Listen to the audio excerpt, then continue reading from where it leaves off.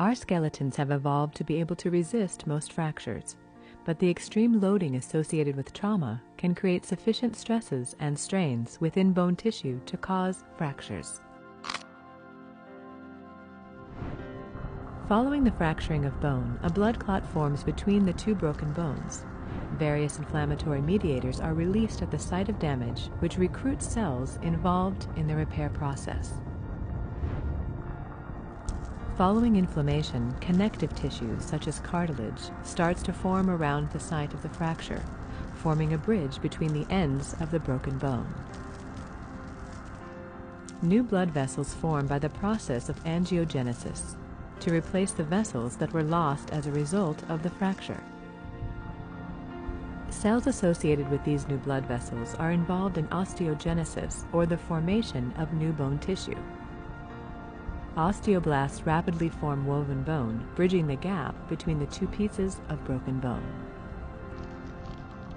Once the fracture has been bridged and stabilized, remodeling occurs, in which osteoclasts, together with osteoblasts, remodel woven bone callus to normal lamellar bone, and to gradually restore the typical bone structure.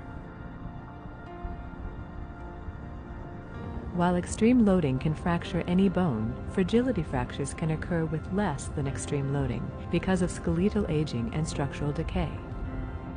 Vertebral collapse is often secondary to osteoporosis and is more prevalent in women.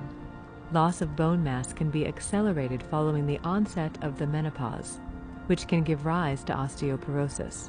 This loss includes early and progressive declines in trabecular bone, which is more metabolically active, along with progressive declines in cortical bone.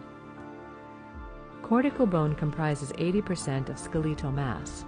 Cortical bone loss, caused primarily by increases in cortical porosity, may contribute to the increased risk of fracture. Another common fracture site is the hip, which is comprised of both cortical and trabecular bone. It is thought that cortical bone may play a greater role than trabecular bone in maintaining bone strength at the hip. Fractures of the hip have been associated with substantial morbidity, mortality, and healthcare costs.